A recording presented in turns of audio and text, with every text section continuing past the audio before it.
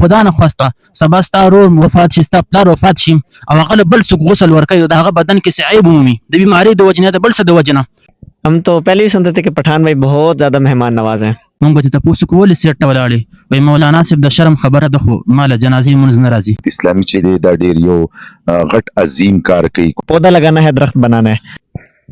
بسم الله الرحمن الرحیم. السلام علیکم قدرمنو کتونکو اوریدونکو، سید کامران یما. د اختر درېمه ورځ ده، سنت ابراهیمی ادا کیږي او د سنت ابراهیمی نن اخري ورځ ده. په سلطان وس کې نن سره یو داسې تنظیم ناسته چې د هغه د غریبو خلکو د پاره د هغې د فلاحي کارونو لپاره نن خپل نننۍ ورځ وقف کړې ده. د دې سره خبرې کو چې د دې د اوسنۍ نننۍ ورځ چې ده د قرباني کې د غریبو خلکو لپاره دا دی بیک ګراوند سره او په کم پس منظر کې د قرباني کې د مرکز اسلامي کم اف جی آر اف تنظیم چې دی د هغې د شعبې ضلعي نگران مولانا حمزه منیر را سره هم موجود دی. د هغې سره به خبرې کوو، خو چونکې هغې په پښتو باندې داسې خاص نه پوهېږي، په اردو به ورسره خبرې کوو. د ضلع بنیر یو معروف صحافي سلطان بنیري صاحب را سره هم موجود دی. په دې حواله باندې به د هغې هم پوینټ اف ویو اخلو، د هغې هم نظر چې دی هغه به اخلو. د هغې نه علاوه عادل رضا به را سره هم موجود دی، ضلعي امیر دی، معاون سیف الله فی صاحب را سره هم دی. د دې سره خبرې کوو. اول د مولانا حمزه منیر صاحب سره خبرې کوو. السلام علیکم. وعلیکم السلام ورحمۃ اللہ وبرکاتہ. پہلے تو بنیر آنے اور پھر عید مبارک بھی آپ بنیر اور سلطانوس کی طرف سے قبول کیجیے. خیر مبارک. اچھا حمزہ بھائی، یہ مجھے بتائے کہ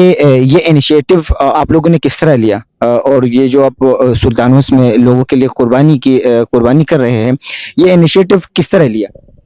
یہاں آئے ہوئے کچھ عرصہ ہو گیا ہے، یہاں کے مقامی لوگوں سے ملاقات وغیرہ ہوئی اور ان لوگوں نے بتایا کہ یہاں پہ بھی اس طرح کے لوگ موجود ہیں کہ جن کے اندر ڈونیشن کے ذریعے یا فلاحی تحریکوں کے ذریعے، تنظیموں کے ذریعے کام کیا جا سکتا ہے. تو ہم نے پھر یہ کام سٹارٹ کیا. ہماری تحریک ہے دعوت اسلامی اور اس کا ایک شعبہ ہے FGRF، فیضان گلوبل ریلیف فاؤنڈیشن، جو دنیا بھر میں دین کی خدمت کر رہا ہے اور انسانیت کی خدمت کر رہا ہے. تو اسی کی ایک کڑی یہ ڈونیشن قربانی بھی ہے. تو اس سلسلے میں آج ہم ادھر آئے ہوئے ہیں اور یہ سلسلہ جاری ہے. اچھا جی، یہ مجھے بتائے کہ بنیر میں آپ لوگ کتنی جانوروں کی قربانیاں غریب لوگوں کے لیے کر رہے ہیں فی الحال؟ 6 جانوروں کی قربانی. اچھا، اور اب تک کتنے جانوروں کی قربانیاں ہو چکی ہیں؟ 3 کی ہو چکی ہے اور تقریباً 3 کی آج ہوگی. اچھا جی، اور آپ کے خیال میں اس قربانی سے کتنے غریب گھرانوں کو ریلیف ملے گا اور وہ عید کی خوشی میں ہمارے ساتھ شریک ہوں گے؟ تقریباً یہ 300-400 گھروں کو جناب گوشت تقسیم ہوگا اور وہ ہمارے ساتھ خوشی میں شریک ہوں گے. اچھا جی، ساتھ ساتھ یہ بھی بتائیے کہ FGRF ضلع بنیر میں اور کس کس شعبے میں کام کرتے ہیں، اور جو لوگ آپ کو ابھی سن رہے ہیں ان کو آپ کیا دعوت دیں گے؟ الحمدللہ FGRF پچھلے سال جنوری کے اندر پلانٹیشن کی ہے کہ ہمارا اپنا مقصد ہے کہ پودا لگانا ہے، درخت بنانا ہے، اور درختوں کی بہت زیادہ ضرورت بھی ہے. پاکستان کے اندر فلڈ آ رہا ہے، اس کی بڑے مسائل ہیں. تو اس وجہ سے ہم لوگوں کے ساتھ تعاون کر رہے ہیں، درخت بھی لگا رہے ہیں.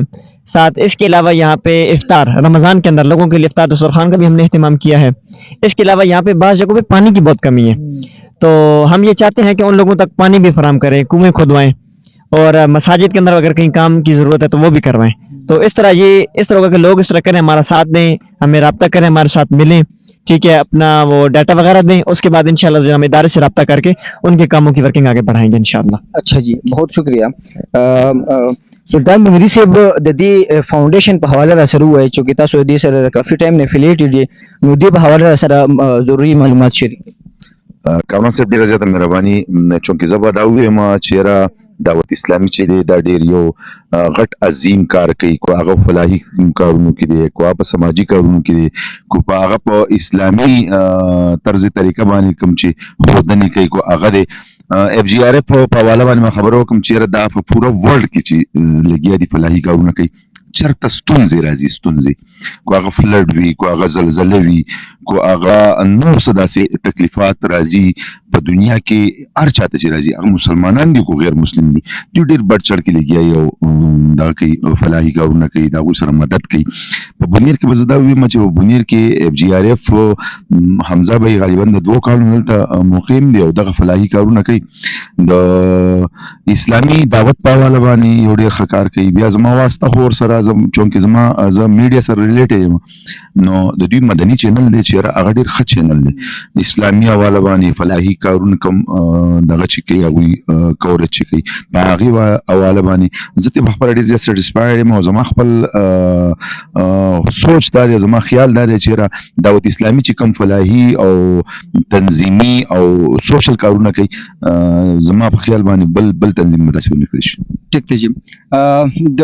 عادل رضا صاحب سره هم خبرې کوو دی چې ضلعي امیر دی معاون امیر دی السلام علیکم وعلیکم السلام ورحمت الله وبرکاته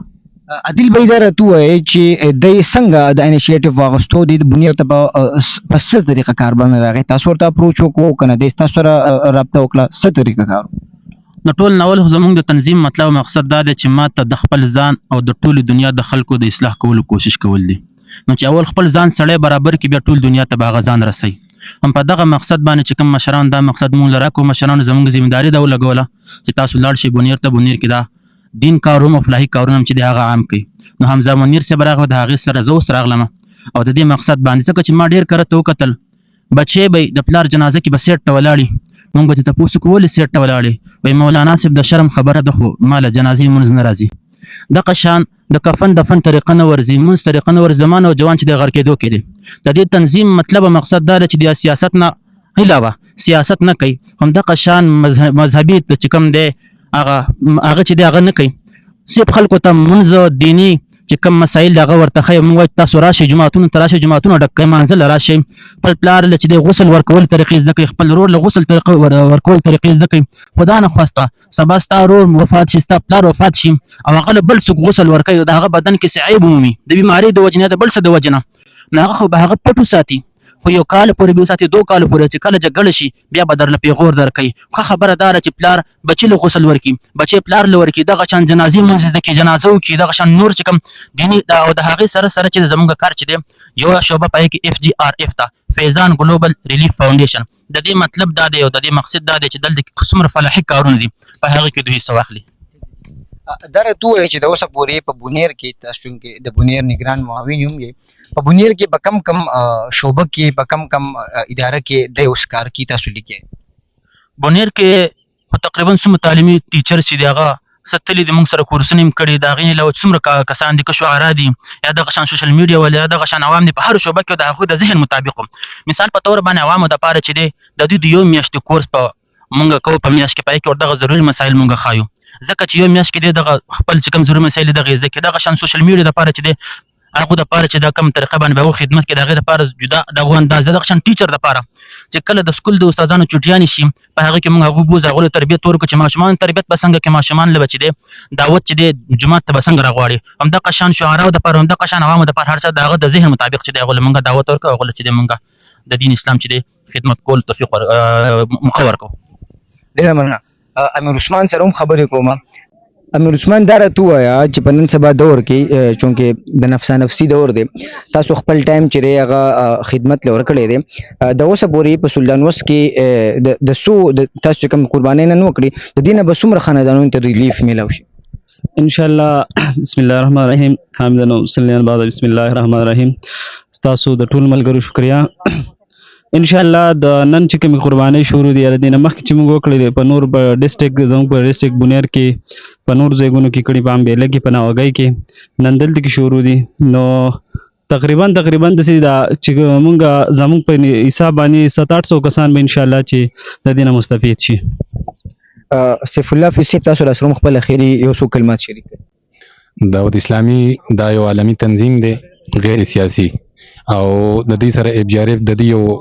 فلاحي اداره ده